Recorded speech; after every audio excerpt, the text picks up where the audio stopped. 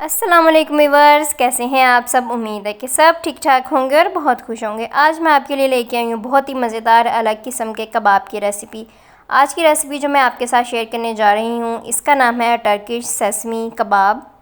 ये मज़ेदार से कबाब किस तरह बनके तैयार होते हैं, इसके लिए आपने मेरी वीडियो को लास्ट तक देखना है, बिल्कुल भी स्किप नहीं करना, क्योंकि आज की रेसिपी में मैं आपके साथ शेयर करने वाली हूँ बहुत ही मज़ेदार सी बातें हैं जिससे आप कबाब बहुत अच्छे और मज़ेदार और खिले खिले से बना सकते हैं। वीडियो देखने से पहले जल्दी से मेरे चैनल को सब्सक्राइब कर लें और बेल आइकन को प्रेस करना मत भूलें, ताकि आपको मेरे आने वाली नई वीडियोस की अपडेट्स मिलती रहें। वीडियो अच्छी लगी हो तो लाइक कमेंट ज़रूर कर दें, ताकि मुझे पता चलता रहे आपको मेरी वीडियोस कैसी लगती हैं। सबसे पहले हम इंग्रेडिएंट्स देख लेते हैं।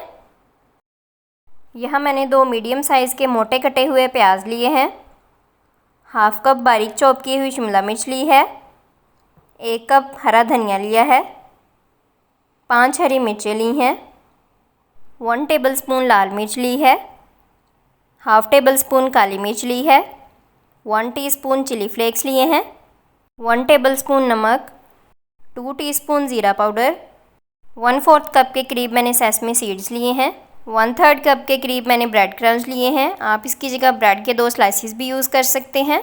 और हम इसमें 1 टीस्पून लहसुन का पेस्ट यूज़ करेंगे। यहाँ मैंने 1 केजी कीमा लिया है। कीमा आपका इस तरह का बहुत बारीक होना चाहिए, बिल्कुल भी मोटा नहीं होना चाहिए, वरना कबाब जुड़ेंगे नहीं, टूट जाएंगे। आप कीमा कोई भी यूज़ कर सकते हैं, बीफ, मटन, चिकन। मैंने यहाँ बीफ का कीमा लिया है। कीमे में मॉइस्चर बिल्कुल नहीं होना चाहिए और फैट तकरीबन 15 to 20% मौजूद होना चाहिए, ताकि हमारे कबाब बहुत अच्छे बने।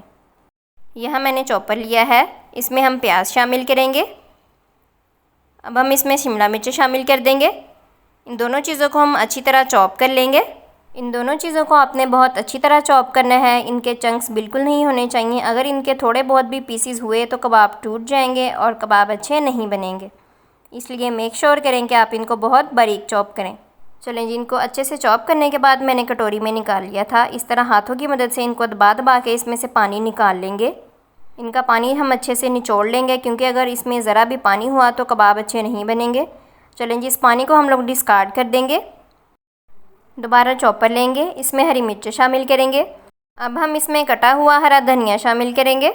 धनिए को काटने से पहले मैंने अच्छी तरह धो लिया था, क्योंकि कबाब बनाने के लिए धनिया हमने बिल्कुल खुश्क यूज़ करना है, ज़रा भी गीला नहीं होना चाहिए। चलें जी, अब हम इन दोनों चीज़ों को अच्छे से चॉप कर लेंगे। हरे धनिए और हरी मिर्चों को हमने बहुत अच्छी तरह चॉप करना है। इनके बिल्कुल भी ज़रा भी पीसीज नहीं होने चाहिए। अगर इनके थोड़े बहुत भी पीसीज हुए तो कबाब टूट सकते हैं, इसलिए आपने इस बात का ख्याल रखना है कि आप इनको अच्छी तरह चॉप करें।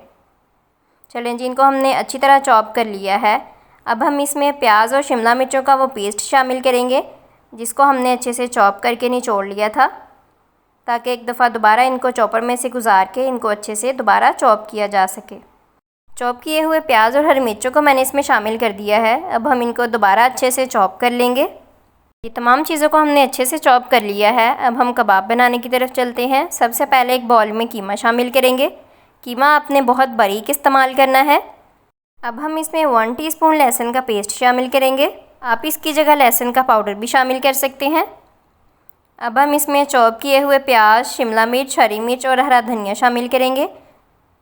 लाल मिर्च शामिल करेंगे, नमक, ज़ीरा पाउडर, काली मिर्च, चिली फ्लेक्स, ब्रेड क्रम्स शामिल करेंगे।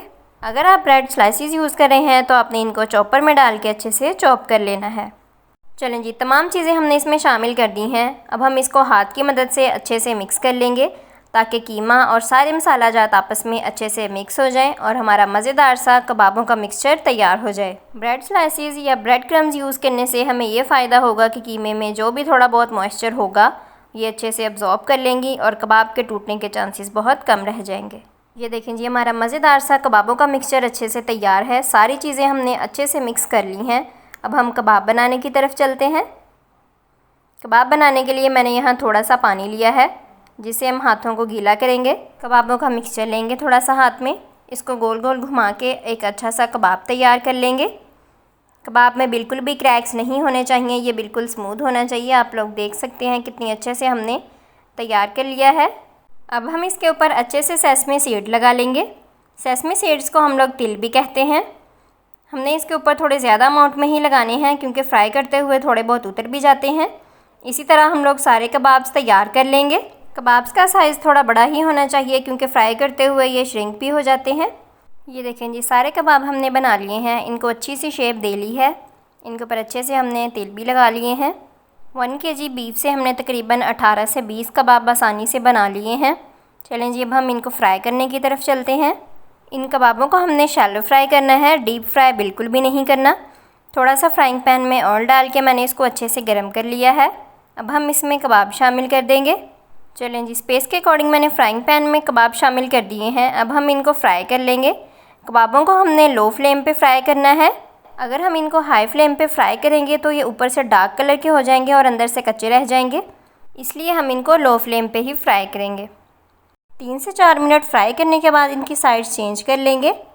दूसरी साइड को भी 3 से 4 मिनट के लिए फ्राई कर लेंगे अच्छी तरह। टोटल तकरीबन 8 से 9 मिनट में हमारे कबाब बनके बिल्कुल तैयार हो जाएंगे। ये देखें जी, हमारे मज़ेदार से कबाब अच्छे से फ्राई हो गए हैं। अब हम इनको डिश आउट कर लेंगे और बाकी कबाब भी इसी तरह फ्राई कर लेंगे। ये देखें जी, हमारे बहुत ही मज़ेदार और ख़ूबसूरत से टर्किश सेसमी कबाब्स बनके बिल्कुल तैयार हो चुके हैं। मैं आपको इनको तोड़ के भी दिखा देती हूँ। ये अच्छी तरह पक चुके हैं। आप इनको केचप के साथ, दही के साथ, रायते के साथ, किसी भी चीज़ के साथ बना के एंजॉय कर सकते हैं। माशाल्लाह, ये देखने में जितने खूबसूरत और अट्रैक्टिव लग रहे हैं, ये खाने में भी उतने ही मज़ेदार और अच्छे हैं। आप इसको दावतों में, पार्टीज़ में, किसी भी मौके पे बना के एंजॉय कर सकते हैं। चलें जी, वीडियो आपने पूरी देख ली है। अब जल्दी से मेरी इस रेसिपी को ट्राई कीजिएगा और कमेंट्स बॉक्स में मुझे अपना फ़ीडबैक देना मत भूलिएगा। लेकिन सबसे पहले आप मेरे चैनल को ज़रूर सब्सक्राइब कर लें ताकि आपको मेरे आने वाली नई वीडियोस की अपडेट्स मिलती रहें। रेसिपी को लाइक, कमेंट, शेयर ज़रूर कर दें। मिलते हैं जी अगली मज़ेदार सी रेसिपी के साथ। तब तक के लिए अपना बहुत सारा ख्याल रखें। मुझे भी अपनी दुआओं में ज़रूर याद रखें। तब तक के लिए जी, अल्लाह हाफिज़।